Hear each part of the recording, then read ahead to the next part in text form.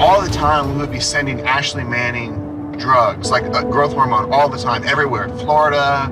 It would never be under Peyton's name. It would always be under her name. Wow. Welcome back.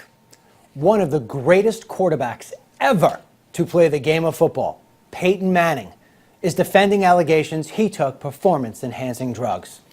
With me now to weigh in on this, CEO of Horrow Sports Ventures and NBC Sports radio host and author of Invade the Man Cave, Sports Secrets Guys Don't Share, Kate Delaney. I need to read that book. Thank you both of you to be with me. Kate, tell me, is this true? Did he take those drugs?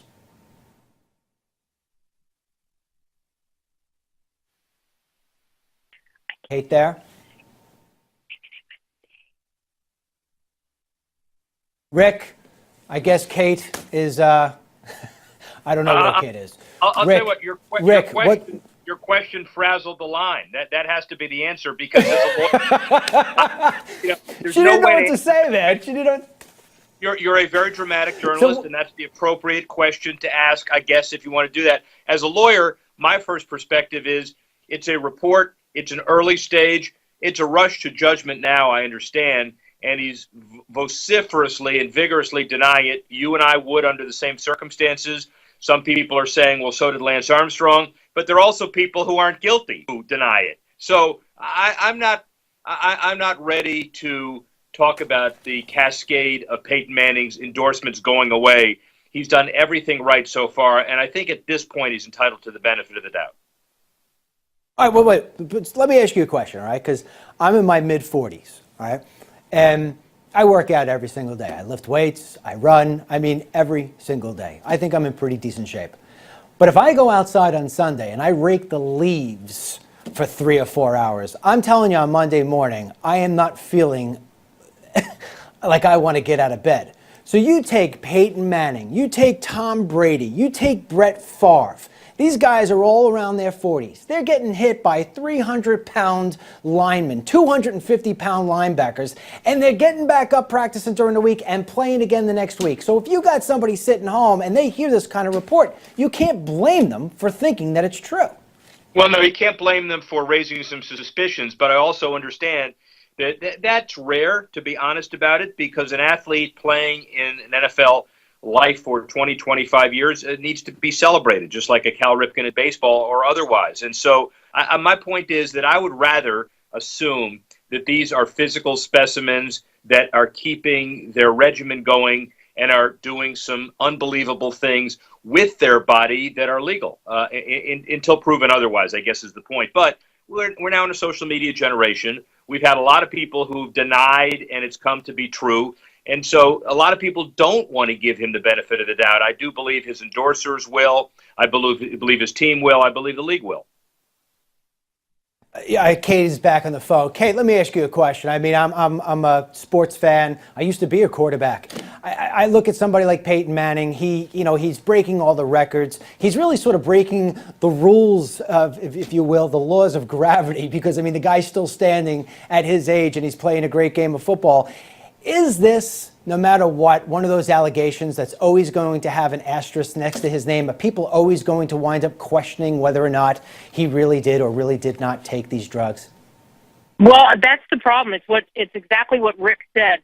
We live in the 140-character world. Once it gets out there on social media, people tend to believe it. They may move on from it, but they tend to believe it. Even the NFL is saying, no comment, but we're going to investigate what happened here to see if there is anything. Basically, I talked to someone today, and that's what they pretty much told me.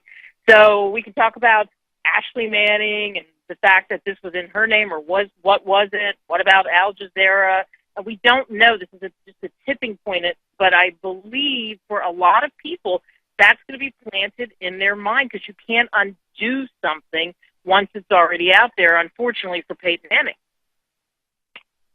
I agree with you 100%.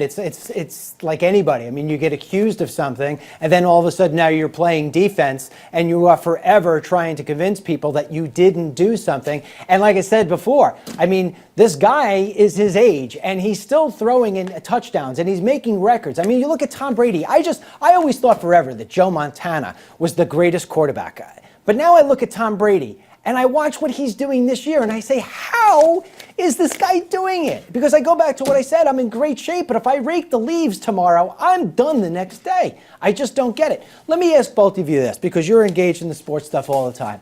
I mean, what was the greatest story this year, sports story in 2015?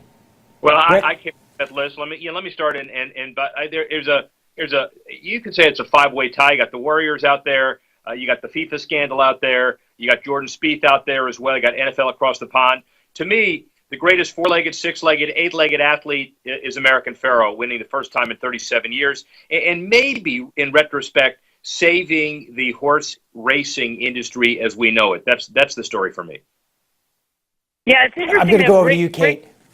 Yeah, it's interesting that Rick says that because it was just the other week where we were on the different sides of who was the SI Sports Person of the Year, which I thought was Serena Williams, and he thought was American Pharaoh. But I agree with him.